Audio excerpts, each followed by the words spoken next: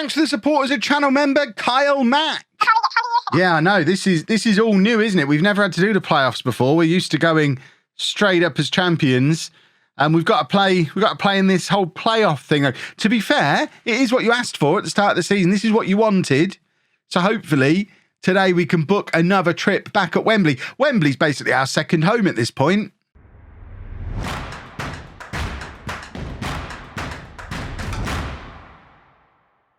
Hello and welcome to part 40 of Homegrown. I'm Kevin. Coming up on today's episode, we have both legs of our playoff semi-final against Bolton. Since you were last with me, obviously nothing's happened. We've played no more league games and we're still a little bit disappointed that we finished level on points with Southend but didn't get to go up automatically.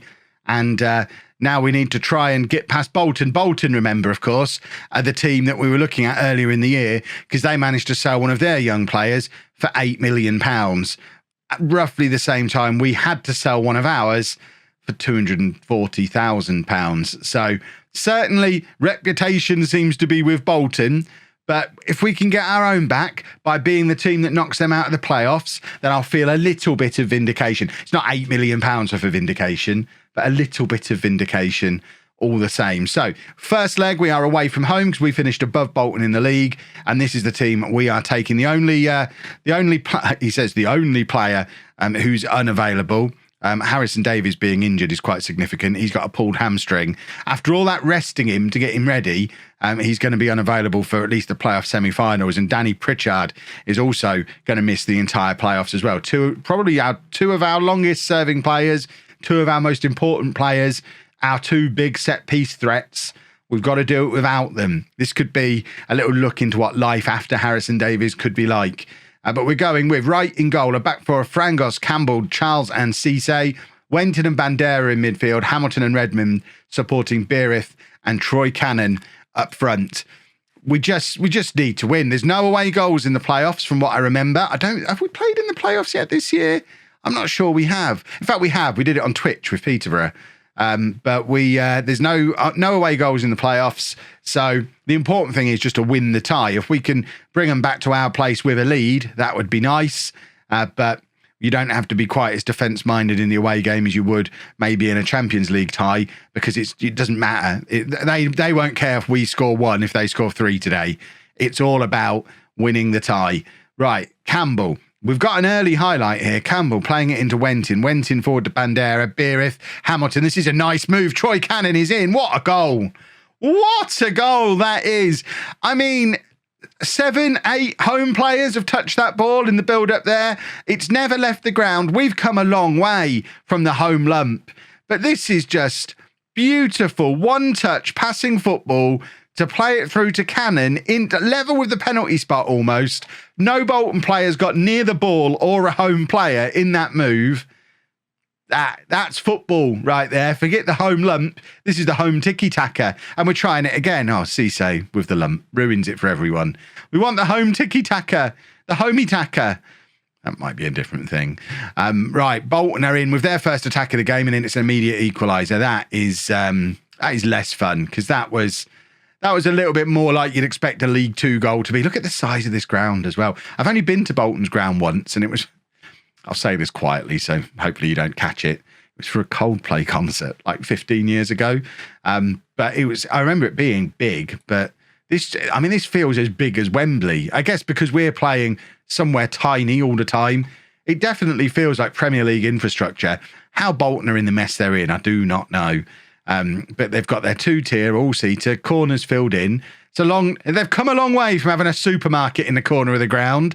But now they've got the ball again and they are on the attack, and we need to stop this nonsense. We started so brightly and now it's all Bolton and they've scored again. That one's disallowed though, thankfully, but hopefully serves as a little bit of a warning shot that this is important. We can't be messing around it. Is there actually any home fans in this ground? I'm seeing Bolton fans everywhere. We must be hidden in the top tier or away in one of the corners again, the way we so often seem to be, because I'm certainly not noticing any of our shirts knocking around the place. And considering they're now on sale, link is in the description, you would think people would be wearing them. They've not been delivered yet, but you know what I mean. They look like those ones that are in the actual changing room. And just buy the shirts. Please buy the shirt. I hope I've put the link in the description. Future Kev, if you haven't put the link in the description, you're the worst businessman in the world. Right, we have a throw. Deep in our own half, though. Cisse plays it forward to Redmond, and it's ended up back with Cisse again, and went in, playing it forward to Beerif. Redmond, we're getting some nice passing moving again here. Redmond playing it into Beerif, who gets there just ahead of the Bolton defender. He has the cross to Bandera. That crossed the line. Surely that crossed the line. That hit crossbar, then post. Then I'm sure bounces down across the line. Somehow it's not given. It was a lovely looping header from Bandera, and I feel injustice. Right, we are going to have to take off Cisse because he's tired. Brewerton can come on for him. This is where I'd love to be able to bring on Danny Pritchard for Beerif, but he's not there. We're going to go back to the pressing forward that we were using earlier on when Pritchard was unavailable. In fact, Pritchard and Beerif were both injured at the same time at one point. We'll make those two changes for now. Bolton have a free kick. Oh, Captain Cartwheel making the save. He's got one more cartwheel in him this season. I can sense it. I can taste it. Frangos now looking for the throw into the area, looking for Troy Cannon, and he scores. 28th goal of the season for Cannon. It's Bolton 1, Home 2. It's Long Throw City, boys and girls. If you watch me on Twitch, you'll know all about it. Oh, this is lovely. Look at that. It's lovely having that as a weapon in our arsenal. And I'm obviously talking about the cannon rather than the long throw. But we're doing it again. Bandera! Oh, my word! What a goal from Bandera! Oh, my goodness. That is at waist height. And he's hit that with his leg almost horizontal. It doesn't really... It's just gone straight like a bullet because it didn't really have to rise at all. That's a Marco van Basten level volley from Mauro Bandera from the edge of the area, and all of a sudden this game is turned on its head. Bolton 1, Home 3, and we're singing all about Wembley now. That looks like that. Is that us behind this goal? I don't think it is. Where are the home fans? Are we in this corner? No, there's no home fans here. We've given them space here to shoot from the edge of the area. Some good closing down, though. Cuts the shot off before it can head goalwards. And that's a really poor pass. Redmond playing it forward to Jessup for Chase. To Chase. Cannon's free in the middle if we can find him, but Jessup is all selfish. Decides to have the shot. If he just passes that across goal, it's 4 and we're home and dry. Charles misses his header there, which is a bit unusual for Charles, but Campbell's there to cover him. And once again, we've got a man over, but Bolton this time are more alert to it, but Wentin wins it back in midfield. Bolton are going for it a little bit here. And we are just going to look to keep hitting them on the counter-attack to punish them for going attacking. And Jessup does exactly that. It's a 14 for the season for him. It's now 4-1. There's the home fans. We found them. We're in this little corner. We love a corner. Look at us. You can't see us from this angle. Turn the camera around. We're this corner, I think, behind my head. High-fiving all the home fans. Come on, give me those high fives behind me. Oh, and Jessup runs towards the home faithful. It makes us look like there's a lot of us when we pack a corner the way we do. Right, Frangos now with the throw. This time he keeps it lower. Frangos getting better and better as our long throw specialist. But Bolton have just decided to run straight through the middle of us here, and we've let them, and that's a good goal. We've sent too many men forward there for the throw because we're getting too into Frangos and his long throws, and we've been punished for it. Which, I mean, it's going to happen sooner or later, but this is a very good finish. He just got ahead of our defenders and they were never catching up with him, and he was quick, and it was a very good, quick, powerful and a good finish. And if they score again here, then all of a sudden Bolton are back in this before we get into the second leg. Campbell heads clear, but it's back with a Bolton shirt again, and they've got another chance to get the crossover. They do, and they've scored again, and it's 4-3 now. And this is what I mean about away goals. Yes, we've scored 4, but there's still only 1 goal in it as a tie. So it is closer than it necessarily appears. And 4-1 was much nicer than 4-3 for us. Oh, Wally. Oliver Wright just not alert to what's going on at all. And now Bolton are going to try and beat us at our own game. But Brewerton is there to intercept, and Cannon collects the ball, turns, gives it to Popon. And now let's just go and grab a fifth. It's Cannon. He's got an overlap there from Redmond, and Redmond is now in space with Jessup in the middle. But Bandera's there. Hamilton's there as well. We've not seen much of Micah Hamilton today. I would like to, I mean, he was very involved in that first goal. He played the final pass through to Cannon, but I would like to see a bit more from him in the second leg. And Bolton are going to score again here, and they do. And we've given away a 3-goal lead in this first leg. It's now Bolton 4, Holme 4.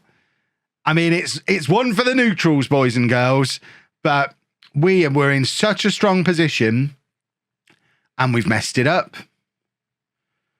That's not ideal, is it?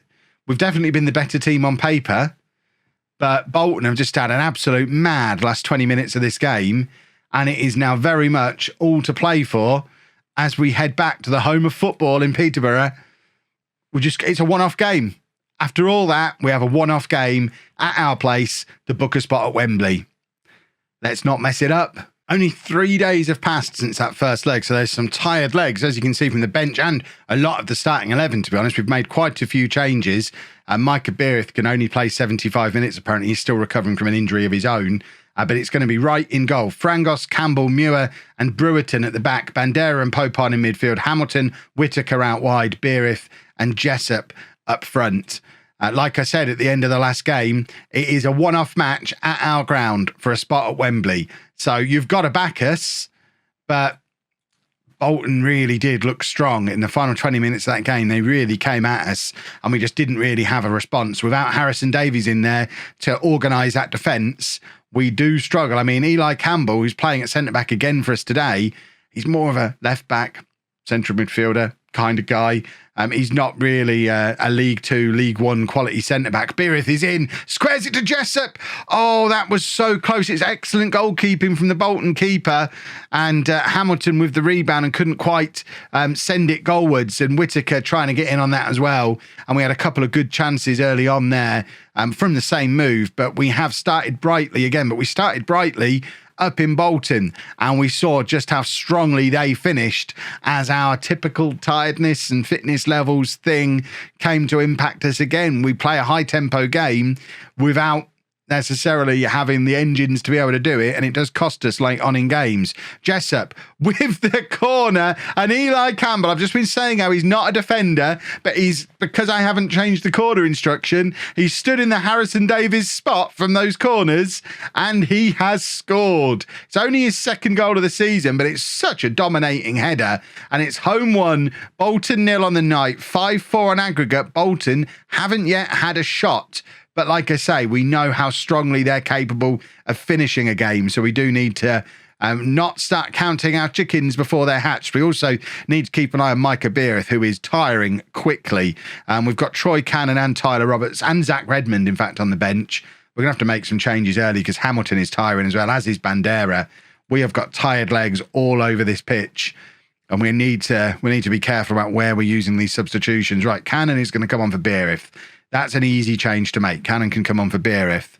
And I think we need to we'll bring Allen on for Bandera and swap those two over. And then I think we take off Hamilton and bring on Redmond on that side. Redmond is a right footer, isn't he? Yeah, I always have to check.